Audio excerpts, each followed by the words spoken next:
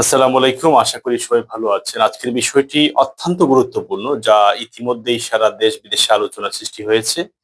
এবং আসলে এই কাজটি যিনি করেছেন, আমরা হয়তো দেখি যে খুব সহজে একটি প্রজ্ঞাপন দেখি, কিন্তু এই প্রজ্ঞাপনটা আনার জন্য জনপ্রিয় সাংবাদিক আলী আসগরী ইমন ভাই এবং বাংলাদেশ আইন ও অধিকার এইডের নির্বাহী পরিচালক, এবং উনি এটিএন বাংলার একজন সিনিয়র সাংবাদিক এবং বর্তমানে ভাইস প্রেসিডেন্ট হিসেবে কর্মরত আছেন এটিএন বাংলায়।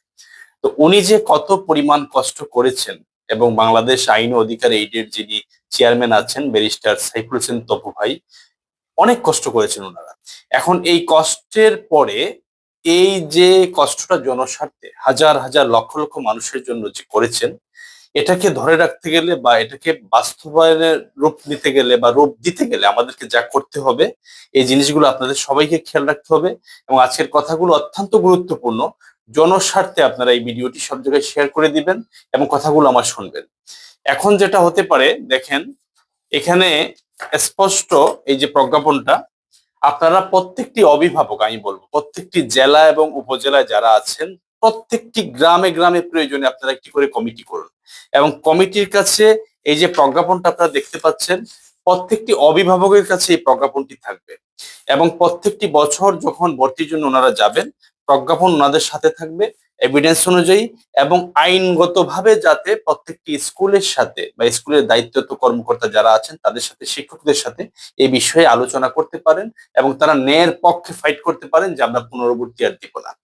সেই জায়গা থেকে প্রত্যেকটি অভিভাবককে বলবো আমি, প্রত্যেকটি জেলা উপজেলায়, যে আপনারা কালকে থেকে এই প্রজ্ঞাপনটা আপনারা সংগ্রহ করে আপনাদের সাথে রেখে আপনারা প্রতিনিয়ত এটাকে এমন ভাবে সারা বাংলাদেশে ছড়িয়ে দেন এবং প্রত্যেকটি জায়গায় ছড়িয়ে দিতে হবে। তাহলে এটা আমরা এত কষ্ট যিনি করেছেন বা যারা করেছেন আমাদের জন্য, সাধারণ মানুষের জন্য, তাহলে আমরা বলবো যে আমরা সাকসেস হতে পেরেছি।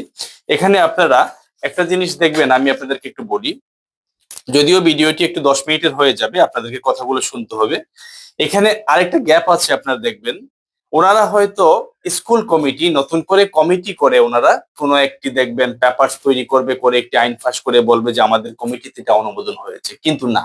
আপনারা এখানে স্পষ্ট এই প্রজ্ঞাপনে উল্লেখ আছে, শিক্ষা মন্ত্রণালয় কর্তৃক নতুন কোনো খাত সংযোজন, বিয়োজন, পরিবর্তন, পরিমার্জন ব্যতীত নতুন খাত সৃষ্টি করিয়া কোনো অর্থ গ্রহণ করা যাইবে না।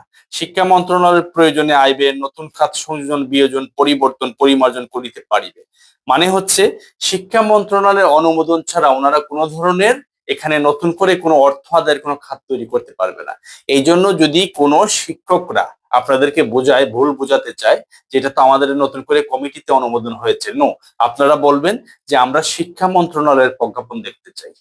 শিক্ষা অধিদপ্তর থেকে কোনো প্রজ্ঞাপন আপনাদেরকে দিয়েছে কিনা যে নতুন করে কোনো খাত সংযোজন করবেন, তাহলেই দেখবেন ওনারা কোনো সদুত্তর দিতে পারবে না, নাম্বার ওয়ান।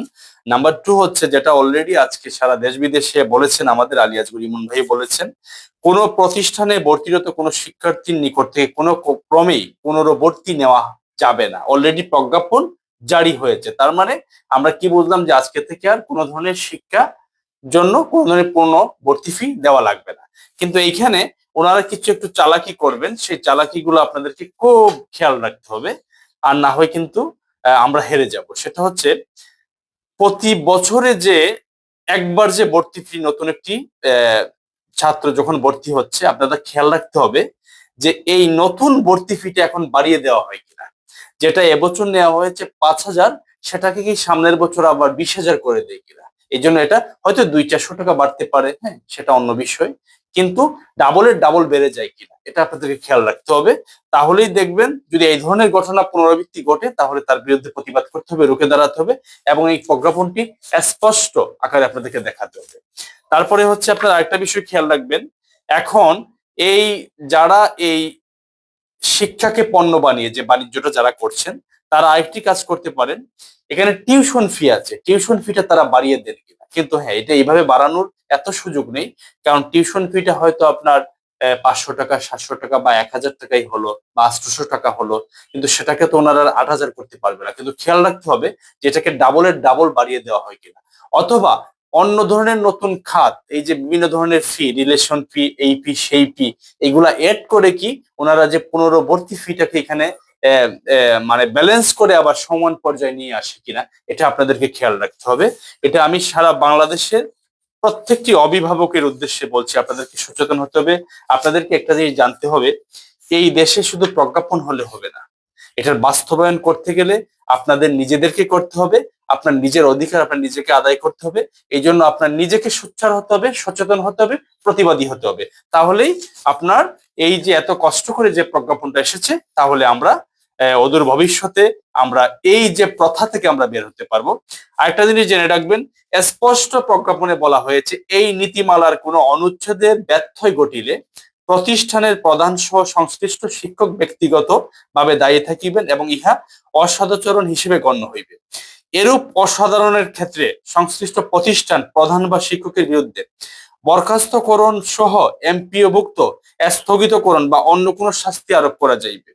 এই বিধিমালা ব্যত্যয়ের ক্ষেত্রে managing committee, governing body, ad hoc committee, পরিচালনা কমিটি বাতিল সহ শাস্তিমূলক ব্যবস্থা গ্রহণ করা যাইবে। তাদের বিরুদ্ধে মামলা করতে পারবেন এবং এক কথায় হচ্ছে প্রধান শিক্ষক বরখাস্ত হবে এবং অ্যাডহক যে কমিটি আছে, যদি কমিটির এখানে কোনো ধরনের কারসাজি পাওয়া যায়, অবশ্যই কমিটি জড়িত থাকেন, তাদের বিরুদ্ধে ব্যবস্থা নেওয়া হবে। তাহলে এই ধরনের স্পষ্ট প্রজ্ঞাপন জারি হওয়ার পরে কেন আপনারা পুনরাবৃত্তি ফি দিবেন? এটা আপনাদেরকে প্রত্যেকটি মানুষকে আমি বলছি, প্রত্যেকটি অভিভাবককে বলছি, অনুরোধ করে আপনারা এই প্রথা থেকে বের হতে গেলে আপনাদের প্রত্যেককে সোচ্চার হতে হবে, সচেতন হতে হবে। আশা করি আগামীকাল থেকে আপনারা এই কার্যক্রম তৈরি করেন এবং আমি বাংলাদেশের প্রত্যেকটি জেলা উপজেলার যারা গ্রামগঞ্জে আছেন আপনাদের সবাইকে বলবো, সুশীল নাগরিক যারা আছেন, সচেতন নাগরিক যারা সামাজিক মানুষ আছেন, আপনাদের উদ্দেশ্যে বলবো যে আপনারা আগামীকাল থেকে একটা কমিটি করুন। কমিটি করে এই প্রজ্ঞাপনটা প্রয়োজনে লিফলেট আকারে প্রত্যেকটি মানুষের কাছে আপনারা পৌঁছে দেন। কারণ আমাদের তো একার পক্ষে এত সম্ভব হবে না। আলী আজগর ইমন ভাই করছেন, আমাদের ব্যারিস্টার সাইবুল হোসেন তবু ভাই করছেন, আমিও আমার জায়গা থেকে করব। আপনারা প্রত্যেকটা মানুষের জায়গা থেকে করতে হবে। তাহলেই আমরা আজকে এই বিষয়টি, আসলে এত সহজ বিষয় ছিল না। আমি তো একজন সাধারণ মানুষ হিসাবে হয়তো আলী আজগর ইমন ভাই আমাকে সুযোগ দিয়েছেন ওনার সাথে এই বিষয়ে কাজ করার। এই জন্য আমি ওনাকে আবারও কৃতজ্ঞতা প্রকাশ করছি যে উনি সুযোগ দেওয়াতে ওনার সাথে আমি কিছুটা অংশগ্রহণ করতে পেরেছি। এটা আমার কাছে অনেক ভালো লেগেছে যে অনেক ভালো একটি মহৎ কাজে আমি অংশগ্রহণ করতে পেরেছি, আমার মতো একজন সাধারণ মানুষ। আর এই বিষয়ে আমি প্রতিনিয়ত আপনাদেরকে নিত্য নতুন কিছু বিষয় বলবো এবং আমি নিজেও চাইবো যে এটা লিফলেট আকারে এবং প্রজ্ঞাপন গুলা বাংলাদেশের প্রত্যেকটি জেলা উপজেলায় পৌঁছে দেওয়া যায় কিনা, আমার নিজ উদ্যোগ থেকে এই চেষ্টা আমি চালিয়ে যাব। আপনারা এই কথাগুলো শুনে আগামীকাল থেকে এই কার্যক্রম শুরু করেন। এই লড়াইটি অনেক কঠিন ছিল, তারপরও আল্লাহ পাক এবং এখানে সাংবাদিক, প্রিন্ট মিডিয়া ভাইয়েরা যারা আছেন তারা সবাই হেল্প করেছেন, সবাই এটাকে খুব ভালো করে প্রচার করেছেন। এই জন্য এবং জনসমর্থনের জন্য আমরা এই কঠিন কাজে সাকসেস করতে পেরেছি। তো আবারও আপনাদের মাঝে নতুন কোনো বিষয় নিয়ে আসবো এই ব্যাপারে। সবাই ভালো থাকবেন। আসসালামু আলাইকুম।